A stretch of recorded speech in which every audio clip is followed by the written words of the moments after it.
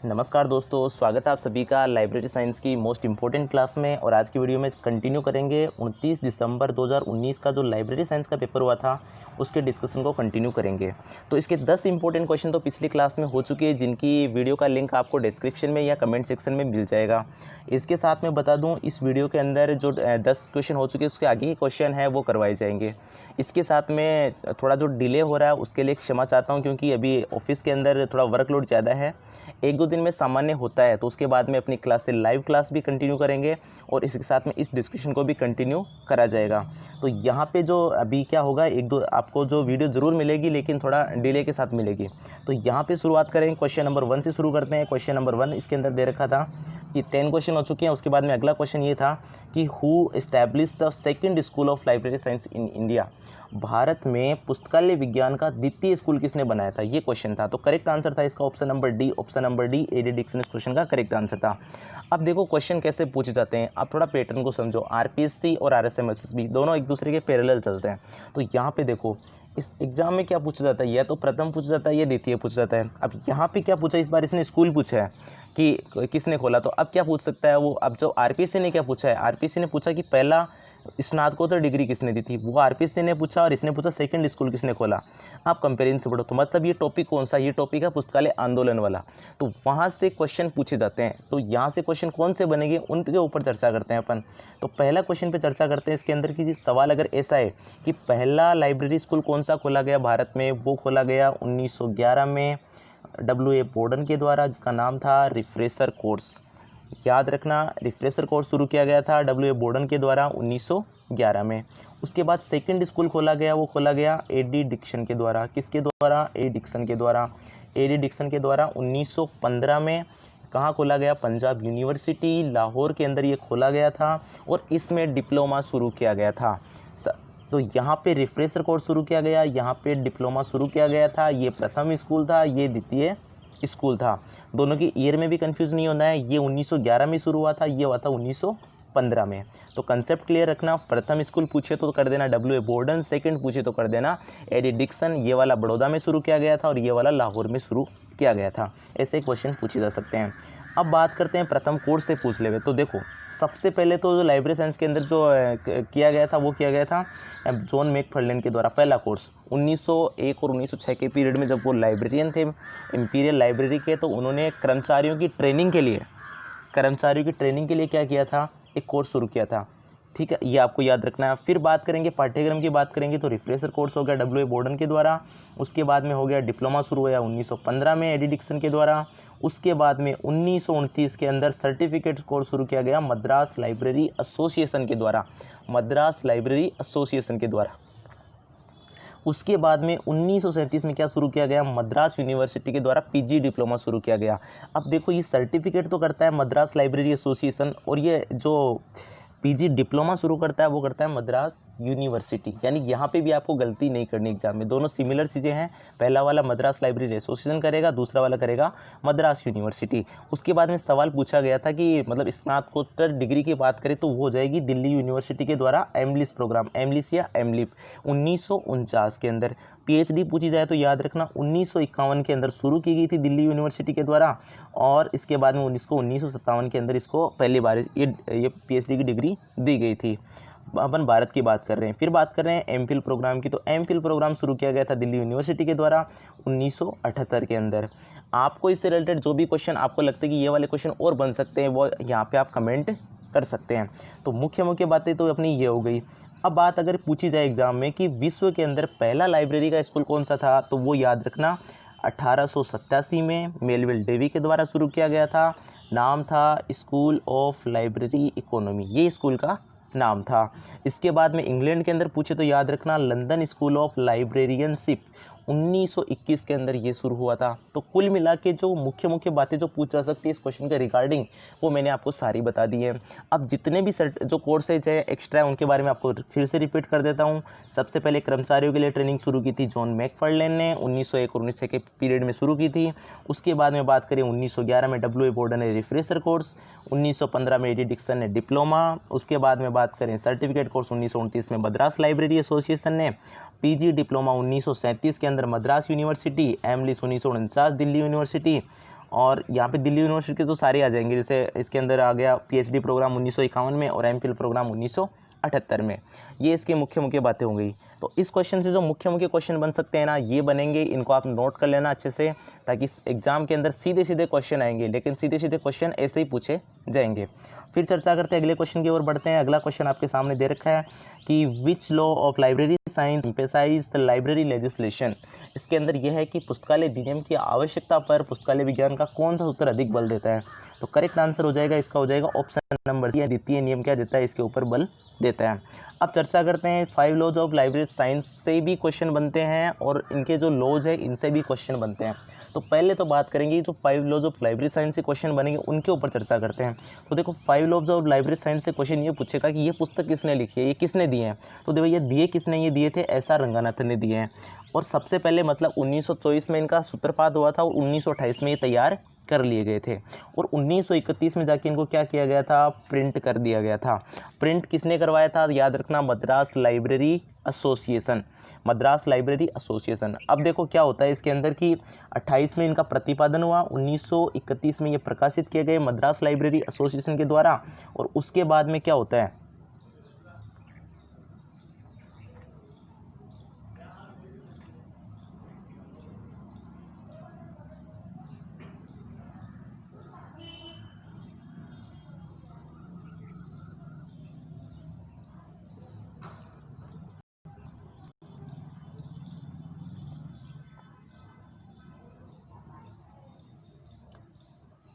तो Madras library association के द्वारा इनको क्या किया जाता है, प्रकाशित किया जाता है। देखो प्रथम बार तो ये प्रकाशित किए गए थे 1931 में, उसके बाद में इनका द्वितीय संस्करण आया हुआ है तो 1957 में। पहली बार 1931, दूसरी बार 1957 में। उसके बाद में से देखो इसके 3 ईयर इंपॉर्टेंट है, 4 ईयर इंपॉर्टेंट है। 1928 में प्रतिपादन, 1931 में प्रथम प्रकाशित, 1957 में द्वितीय बार प्रकाशित और 2006 के अंदर रीप्रिंट आया था। 2006 में क्या आया था, इनका क्या आया था, रीप्रिंट आया था। वो लाया गया था SRELS के द्वारा। किसके द्वारा लाया गया था, SRELS के द्वारा लाया गया था, वो याद रखना। तो ये लाया गया था 2006 के अंदर, रीप्रिंट था। और उसका जो पब्लिशर का नाम था ना, उसका नाम था ESES पब्लिकेशन। क्या था उसका नाम, उसका नाम था लेटेस्ट रीप्रिंट 2006 और SRELS और ESES पब्लिकेशन, ये पब्लिकेशन का नाम याद रखना। देखो 1960 के पहले तक तो जितने भी प्रकाशन हुए, जितने भी पुस्तकें छपी, वो करती थी मद्रास लाइब्रेरी एसोसिएशन। और उसके बाद में अधिकार किसको दे दिया गया, SRELS को दे दिया गया। SRELS की फुल फॉर्म आप हमें कमेंट सेक्शन में बता सकते हो, या आपको मिल जाएगी कमेंट सेक्शन में, आप देख लेना। तो यहाँ पे मुख्य मुख्य बातें तो हो गई 5 लॉज ऑफ लाइब्रेरी साइंस से। और 5 लॉज ऑफ लाइब्रेरी साइंस से और कौन सी बातें आती है कि प्रस्तावना किसने दिया, तो भैया प्रस्तावना दिया गया था पी शिवास्वामी अय्यर के द्वारा, भूमिका WCB शेयर्स के द्वारा। और कहाँ पे दिए गए, वो जगह पूछे तो याद रखना, मीनाक्षी कॉलेज अन्नामलाई नगर। एकदम करेक्ट यही चीज़ें पूछी जाती हैं, यहाँ से डायरेक्ट क्वेश्चन बनते हैं। ये सारे क्वेश्चन बने हुए हैं इसलिए दे रहा हूँ। प्रस्तावना पूछेगा, भूमिका पूछेगा, कहाँ से दिए तो ये लोकेशन हो गई। ईयर पूछे तो याद रखना 28, 31, 57 और 2006। उसके जो 1960 वर्ष से पहले वाले सारे मद्रास लाइब्रेरी एसोसिएशन में ले जाना, उसके बाद वाले SRELS के अंदर आपको ले जाने। अब बात हो गई इसके अंदर, ये तो हो गई अपने 5 लॉज ऑफ लाइब्रेरी साइंस से जो क्वेश्चन बन सकते हैं, बुक से क्वेश्चन बन सकते हैं, उनके बारे में चर्चा हो गई। अब बात करते हैं इसके अंदर जो सेकंड लॉ का क्वेश्चन था, तो सेकंड लॉ से मुख्य मुख्य बातें कौन सी हो सकती हैं, उनके ऊपर चर्चा करते हैं। तो पहले तो अपने यही पूछा जा सकता है एग्जाम में कि सेकंड लॉ क्या था। तो सेकंड लॉ था every reader his her book, ये था। देखो इनके नाम पूछे जाते हैं। RPSC ने भी क्या दिया है, चौथा नियम पूछा है। अभी जो लेटेस्ट एग्जाम हुआ उसमें क्या दिया है कि चौथा नियम पूछा था। 2016 वाला जो पेपर हुआ था उसमें 5वां नियम पूछा गया था। तो यहाँ पे आपको जो 5 नियम है ना, उनका एक एक लाइन का नाम है, वो आपको इंग्लिश में रट लेने, हिंदी वाले में आप गलती कर बैठोगे। तो इंग्लिश में क्या है, every reader his her book, ये तो है इसका सेकेंड लॉ का नाम। ये इंपॉर्टेंट है, ये मत गलती मत करना, 5 के नाम सबसे पहले याद करने। फिर सेकंड लॉ से क्या क्या मतलब किसके ऊपर फोकस करता है सेकंड लॉ। सेकंड लॉ सबसे पहले फोकस करेगा, वो करेगा पुस्तकालय अधिनियम की आवश्यकता पर, पुस्तकालय अधिनियम की आवश्यकता पर करेगा। सेकंड क्वेश्चन जो बना था वो ये बना था कि नेत्रहीनों के लिए शिक्षा, तो नेत्रहीनों के लिए शिक्षा कौन सा हो जाएगा, वो भी आपका सेकंड नियम हो जाएगा। कुल मिलाकर पाठक कैसा भी हो तो उसको क्या मिलनी चाहिए, पुस्तकें मिलनी चाहिए। प्रत्येक पाठक को क्या मिलनी चाहिए, पुस्तकें मिलनी चाहिए, ठीक है। इसके बाद में बात आती है कि लाइब्रेरी कोऑपरेशन या पुस्तकालय सहयोग, वो भी किस में जाएगा, आपका द्वितीय नियम में जाएगा। क्योंकि पुस्तकालय सहयोग होगा तो क्या होगा, सभी को पुस्तकें मिल पाएगी। शिक्षा का अधिकार हो चाहे पढ़ने का अधिकार हो तो भी द्वितीय नियम होगा। पाठक की जिम्मेदारी, लाइब्रेरियन की जिम्मेदारी, सरकार की जिम्मेदारी, सभी की जिम्मेदारी की बात आएगी, रेस्पॉन्सिबिलिटी की बात आएगी, वो भी कौन सा नियम होगा, वो आपका द्वितीय नियम से होगा। तो द्वितीय नियम से जो लेटेस्ट जो क्वेश्चन पूछे जाएगा, जो ट्रेंड चल रहा है पूछने का, वो इन्हीं में से पूछा जाएगा कि द्वितीय नियम किस किस को सेटिस्फाई करता है। इसके अलावा देखो झोंपड़ी या झोपड़पट्टी तक भी अगर पुस्तकें पहुंचाना या स्लम एरिया में पहुंचाना, वो भी किसका कर्तव्य बनता है, वो भी द्वितीय नियम के अंतर्गत आता है। तो right to read, right to education और वंचित लोगों तक पुस्तकें पहुंचाना, तो वो भी किस में आएगा, वो आपका आ जाएगा कुल मिला के, वो आपका आ जाएगा तृतीय नियम के अंदर आ जाएगा। तो ये सारी की सारी बातें आपको कुल मिला के याद रखनी है। 5 लॉज ऑफ लाइब्रेरी साइंस के बेसिक क्वेश्चन, और जो अभी अपन ओनली सेकंड लॉ पे बात करेंगे, आगे जो और क्वेश्चन आएंगे उनमें जो भी नियम होगा उन पे ऊपर भी अपन खूब बातें करेंगे। तो ये अपना सेकंड को इस क्वेश्चन के रिगार्डिंग बात हो गई। अब चलते हैं अगले क्वेश्चन की ओर। अगला क्वेश्चन है इसके अंदर की, किस वर्ष इंपीरियल लाइब्रेरी कोलकाता का नाम परिवर्तित कर दिया गया, ये था। तो देखो इंपीरियल लाइब्रेरी था, उसके बाद जैसे देश स्वतंत्र हुआ 1948 में, तो नेम चेंज एक्ट के तहत इसका नाम क्या कर दिया गया, राष्ट्रीय पुस्तकालय या फिर नेशनल लाइब्रेरी कर दिया गया। तो 1948 आपको इसका याद रखना है। अब चर्चा करते हैं इससे रिलेटेड कौन से क्वेश्चन आ सकते हैं। देखो क्वेश्चन इंपीरियल लाइब्रेरी से पूछे जाते हैं, कलकत्ता पब्लिक लाइब्रेरी से पूछे जाएंगे या फिर नेशनल लाइब्रेरी से। यहाँ से क्वेश्चन जो पूछे गए ना और जो फ्यूचर में पूछे जा सकते हैं उनके ऊपर थोड़ा डिस्कस कर लेते हैं। तो देखो सबसे पहले तो यही पूछा जा सकता है कि इंपीरियल लाइब्रेरी कब बनी, तो कब बनी, 1891 में बनी। कलकत्ता पब्लिक लाइब्रेरी CPL पूछ सकता है, तो वो बनी थी 1836 में। इसके बाद में क्वेश्चन पूछा गया इसका प्रोप्राइटर कौन था, कलकत्ता पब्लिक लाइब्रेरी का मालिक या प्रोप्राइटर कौन था, वो था द्वारकानाथ टैगोर। ये क्वेश्चन ऐसे पूछा गया। इसके बाद में क्या होता है, देखो कल ये जो 1891 में इंपीरियल बनी और 1836 में बनी थी कोलकाता पब्लिक लाइब्रेरी, इनको दोनों को कब मिलाया गया, इन दोनों को मिला दिया गया था 1902 में इनको मिला दिया गया। कब मिला दिया गया, 1902 के अंदर इनको मिला दिया गया। उसके बाद में जनता के लिए कब खोला गया, 30 जनवरी 1903 को जनता के लिए खोला गया। 30 जनवरी 1903 को जनता के लिए खोल दिया गया। देखो इंपीरियल लाइब्रेरी को तो खोला जाता है 30 जनवरी 1903 को, और जो अपनी जो ये इंपीरियल लाइब्रेरी जब राष्ट्रीय लाइब्रेरी बन जाती है 1948 में, तो इसको फिर जनता के लिए कब खोला जाता है, वो याद रखना 1 फरवरी 1953 को। 1 फरवरी 1953 को। बात को समझना, बात यह है कि 30 जनवरी 1903 को तो खोला जाता है इंपीरियल लाइब्रेरी को जनता के लिए, और देश स्वतंत्र होने के बाद जब ये नेशनल लाइब्रेरी बन जाती है फिर इसको जनता के लिए कब खोला जाता है, तो खोला जाता है 1 फरवरी 1953 को। लगभग 50 साल और 2 दिन, एक दिन का डिफरेंस रहेगा 1903 से 1953, यानी 50 साल का डिफरेंस और एक दिन का डिफरेंस रहेगा, ये आपको याद रखना है। अब ये तो इसकी बात हो गई। इसके बाद में लाइब्रेरियन से क्वेश्चन बनता है। तो इंपीरियल लाइब्रेरी का प्रथम लाइब्रेरियन कौन था, जॉन मैकफार्लेन था, 1901 से 1906 का टाइम पीरियड। सेकंड उसके अंदर सेकंड ये क्वेश्चन पूछा जाता है कि प्रथम भारतीय लाइब्रेरियन कौन था, वो थे हरिनाथ डे, और वो थे 1907 से 1911 थे। फिर बने चैपमैन को बनाया गया, चैपमैन बना था 1911 से 1930 के बीच में। उसके बाद में देश स्वतंत्र होने के बाद प्रथम लाइब्रेरियन बनाया गया। नेशनल लाइब्रेरी का प्रथम पूछेगा तो याद रखना ये आपका BS केशवन को बनाया गया, BS केशवन को इसको बनाया गया। तो 1948 में BS केशवन को बनाया गया। तो चारों जो लाइब्रेरियन है ये इंपॉर्टेंट है, चारों से क्वेश्चन पूछे जा सकते हैं। उसके बाद में बात करें नेशनल लाइब्रेरी में, एक सवाल बहुत बार पूछा जाता है कि नेशनल लाइब्रेरी कितने दिन खुलती है। तो इसके 2 आंसर होते हैं, या तो 362 दिन खुलेगी या फिर खुलेगी 363 दिन, 362 या 363। जब लीप वर्ष होगा तो खुलेगी 363 दिन, और जो नॉर्मल ईयर में खुलेगी 362 दिन। यानी लीप ईयर में 366 दिन होते हैं, तो वहाँ से 3 माइनस करने पे 363 आएगा, और वो 365 जो नॉर्मल ईयर होता है उसमें 362 दिन खुलेगी। अवकाश पूछे जाए तो याद रखना 15 अगस्त, अवकाश में याद रखना 15 अगस्त, 26 जनवरी और 2 अक्टूबर, ये इसके अवकाश आपको याद रख लेने, 3 अवकाश होते हैं इसके अंदर। फिर सवाल ये पूछा जाता है कि ये कहाँ पे स्थित है। देखो कंफ्यूज कर सकता है। RRLF तो है कलकत्ता, दोनों ही कलकत्ता में। RRLF तो है साल्ट लेक में, और ये कहाँ पे है, ये है बेलवेडियर में। ये कहाँ है, ये है बेलवेडियर में। कलकत्ता के अंदर ये बेलवेडियर में है और वो है साल्ट लेक में। तो RRLF की जगह पूछी जाए तो याद रखना साल्ट लेक होती है। दोनों चीज़ें कंफ्यूज करने वाली है, और ये याद रखना ये बेलवेडियर में, ये आपको याद रखना है। फिर सवाल पूछा गया कई बार कि किस अनुच्छेद के तहत इसकी स्थापना की गई। तो इसकी स्थापना की गई थी 7वीं अनुसूची 62वें अनुच्छेद के तहत इसकी स्थापना की गई थी। ये मोस्ट क्वेश्चन थे जो इस टॉपिक से पूछे जा सकते हैं। अगले क्वेश्चन पे चर्चा करेंगे। इससे पहले बात कर लेते हैं ये किस मंत्रालय के दिन काम करता है। तो देश के जो सार्वजनिक पुस्तकालय जितने भी हैं वो संस्कृति मंत्रालय के दिन कार्य करते हैं। तो ये क्वेश्चन हो गया संस्कृति मंत्रालय वाला। अब चर्चा करते हैं अगले क्वेश्चन की। अगला क्वेश्चन अपने सामने है कि who introduce the concept of Trinity in library. तो ये त्रिमूर्ति की अवधारणा किसने दी। तो त्रिमूर्ति की अवधारणा किसने दी, SR रंगानाथन ने दी। किसने दी भैया, SR रंगानाथन ने। ऑप्शन नंबर बी यहाँ पे करेक्ट हो जाएगा। यूजिन गारफील्ड से पूछे तो याद रखना, यूजिन गारफील्ड से याद रखना, साइटेशन इंडेक्स आपको याद रख लेना है।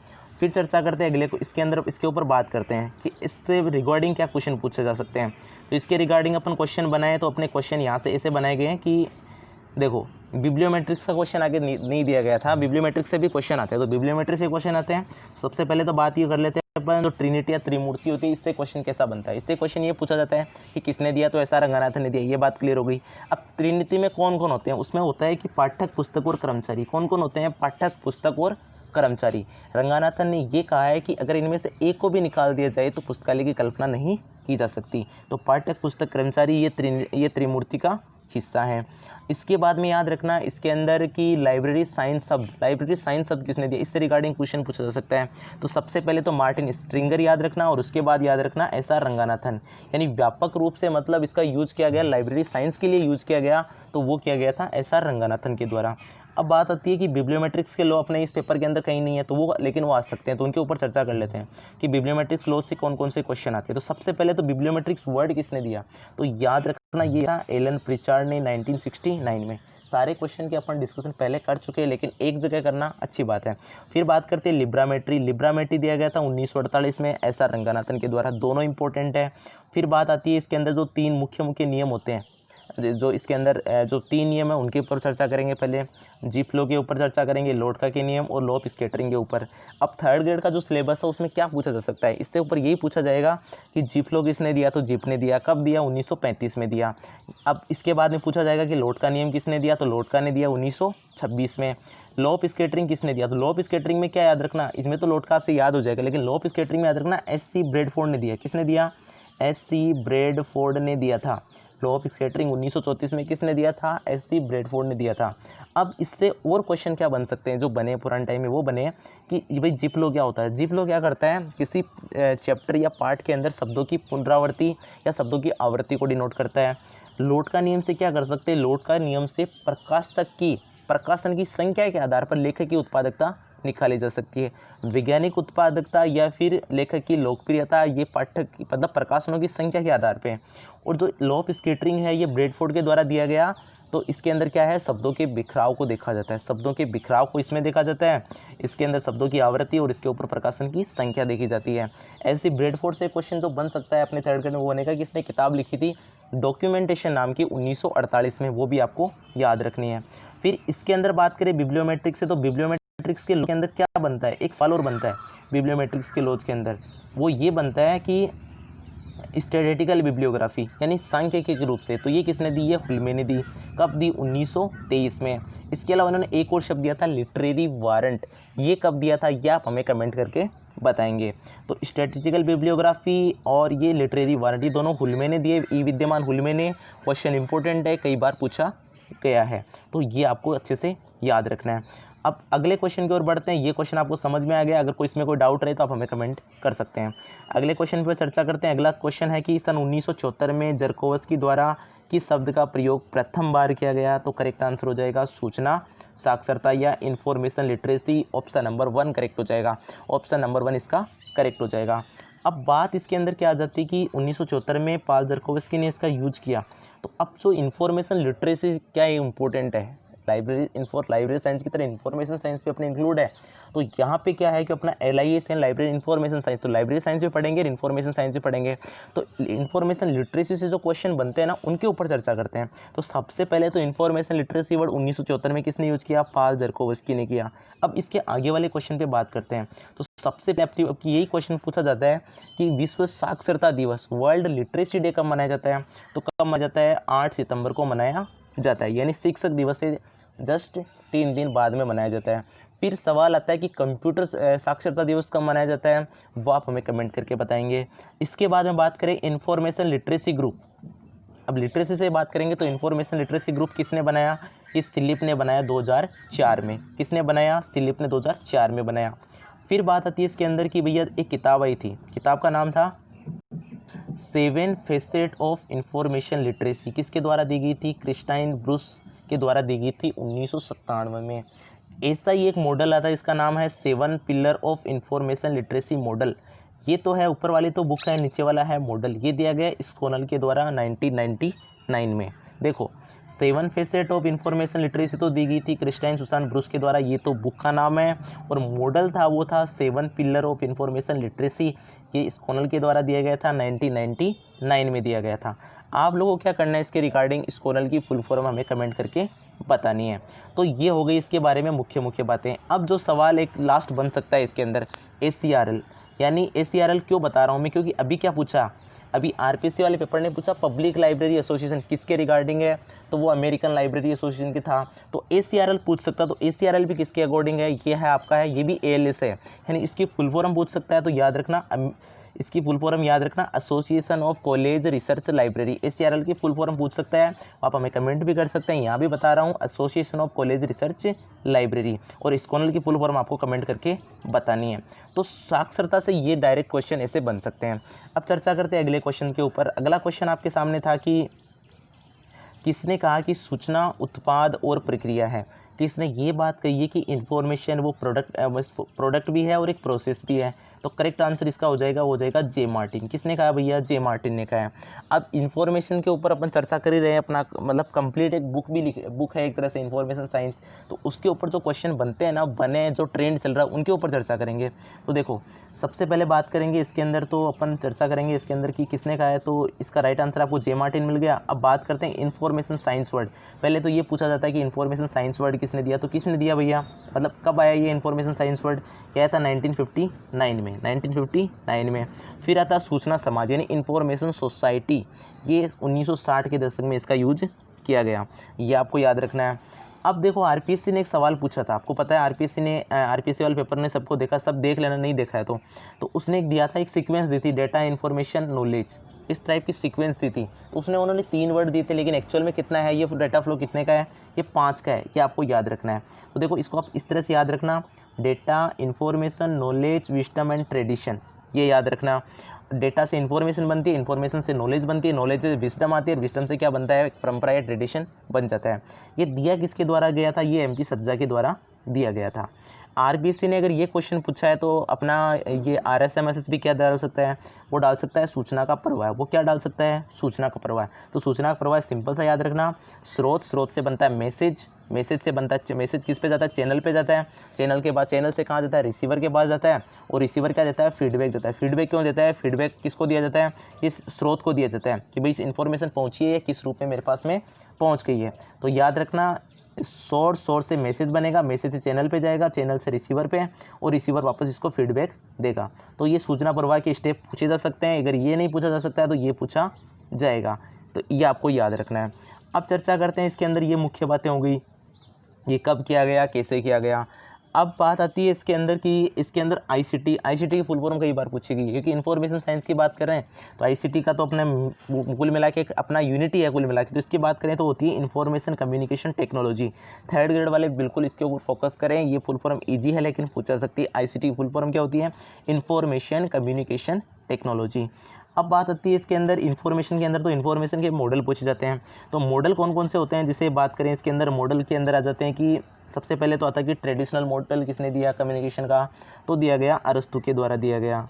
फिर बात आती है कम्युनिकेशन मॉडल किसके द्वारा, कम्युनिकेशन मॉडल या फिर मैथमेटिकल मॉडल, ये दिए गए थे शेनन एंड वीवर के द्वारा, ये आपको याद रखना है, ठीक है। तो अगर गणितीय मॉडल देवे तो याद रखना क्लाउड शेनन, और एक अगर कम्युनिकेशन मॉडल दिए तो दोनों का नाम याद रखना Shannon and Weaver, direct communication model देवे तो। इसके बाद में देखो कम्युनिकेशन का ही एक मॉडल दिया था वर्बल मॉडल, वो दिया था लासवेल के द्वारा, ये आपको याद रखना। तो ये मुख्य मॉडल हैं जो अपने एग्जाम के लिए इंपॉर्टेंट है, वैसे बहुत सारे हैं लेकिन ये जो मुख्य हैं इनको आपको याद रखना है। फिर आते हैं कुछ शब्द दिए जाते हैं इन्फॉर्मेशन से, तो इन्फॉर्मेशन से शब्द हो जाएंगे इन्फॉर्मेशन ट्रांसफ़र किसके द्वारा दिया गया। देखो जल्दी इसलिए करवा रहा हूँ, ये सारी बातें अपने लाइव टेस्ट में खूब बार डिस्कस की है, केवल आपको रिमाइंड करवाने के लिए। तो इन्फॉर्मेशन ट्रांसफ़र हो जाएगा बिस्मेन का, इन्फॉर्मेशन रिट्रीवल हो जाएगा कार्विन मुर्स का 1950 में, और इन्फॉर्मेशन लिटरेसी हो जाएगा पाल जी जरकोवस्की का 1974 में। तो तीनों के आपको ये याद रखने हैं। फिर बात आती है इसके अंदर सूचना पुनर्प्राप्ति मॉडल, सूचना पुनर्प्राप्ति मॉडल ये किसने दिया, ये दिया था निकोलस जे बेकले ने दिया था, निकोलस जे बेकले ने दिया था। और उस मॉडल का नाम था ASK मॉडल, क्या नाम था उसका, नाम था ASK मॉडल। ASK की फुल फॉर्म पूछ सकता है तो उसकी थी anomalous state of knowledge, anomalous state of knowledge.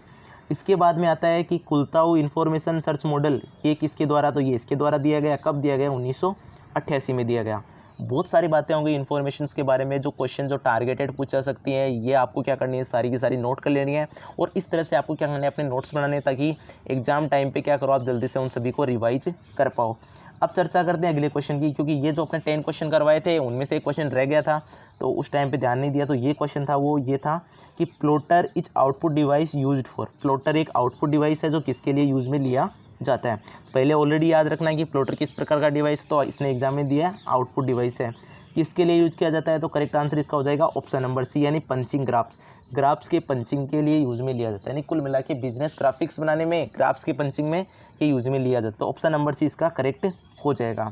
अब देखो क्या करना है, इनपुट डिवाइस आउटपुट डिवाइस से क्वेश्चन पूछा जा सकता है। तो देखो इनपुट डिवाइस में तो आपको क्या याद रखना है, आउटपुट डिवाइस में क्या याद रखना है। तो सबसे पहले आउटपुट डिवाइस में मुख्य याद रखना है।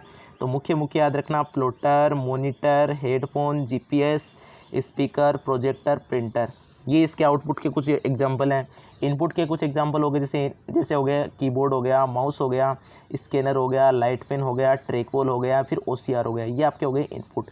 जितने भी इनपुट आउटपुट डिवाइस आपको पता है, एक्स्ट्रा पता है, वो आप हमें क्या कर सकते हो, कमेंट लिख सकते हो, कमेंट करने हैं। ये क्वेश्चन मैं आपके लिए छोड़ रहा हूँ, आपको इन सब के ऊपर कमेंट करना है। इसके साथ साथ मैं आपको बता दूं कि अभी क्या चल रहा है, थोड़ा सा वर्कलोड ज़्यादा है, तो वर्कलोड ज़्यादा है तो संडे तक सामान्य हो सकता है। तो क्या कर सकते हैं, क्योंकि इसलिए क्लासेस में डिले हो रहा है। बिल्कुल जो मैंने प्रॉमिस किया है, मैं प्रॉमिस को पूरा करूंगा। यहाँ पे जो क्वेश्चन जो मैंने रखे हैं ना, यहाँ पे क्वेश्चंस, वो सारे के सारे इस पेपर को पूरा हल करवाने की पूरी कोशिश करूंगा। लाइव क्लासेस को भी कंटिन्यू किया जाएगा। क्लास कैसी लगी, कहाँ पे मिस्टेक हुई, मिस्टेक को जज करें, कमेंट करें। और जो भी नया अपडेट होगा कोई किसी भी क्वेश्चन के बारे में, वो हम कमेंट बॉक्स में सभी चेक कर लेना, या फिर डिस्क्रिप्शन में उसको चेक कर लेना। तो आज की क्लास को ख़त्म करते हैं।